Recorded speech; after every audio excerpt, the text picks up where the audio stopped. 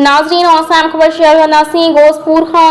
सिंधी हिंदू असांजा भाइर आहिनि ऐं असांजो इख़लाक़ी ऐं दीनी फ़र्ज़ बणिजे थो त असां पंहिंजे दीवान भाइरनि जो तहफ़ुज़ करियूं। सच पुछो तव्हां हिंदू सिंध जी सूंह आहियो ऐं ही ॻोठ वाहण ऐं वस्तियूं तव्हांजे हुजण सां बहकनि थियूं।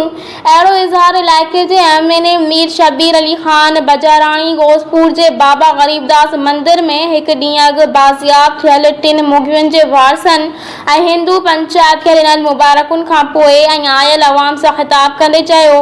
हिन चयो त असां मञूं था त कश्मीर ज़िले में केतिरनि ई अरसे खां अमन अमान जी सूरतहाल तसली बख़्श नाहे ऐं असांजा आला इख़्तियारनि हाणे इन मामले खे बहितरी तरफ़ वठी वञण लाइ सिक्योरिटी इदारनि ऐं कश्मीर पुलिस खे ख़ासि हिदायतूं जारी कयूं आहिनि त कश्मीर मां उॾरी वियल अमन जे पखी खे वापसि आणणो आहे त जीअं इलाइक़े जो अवाम आज़ादी सां घुमी फिरी सघे, पंहिंजो कारोबार करे सघे ऐं रोडनि ते सफ़र करे सघे।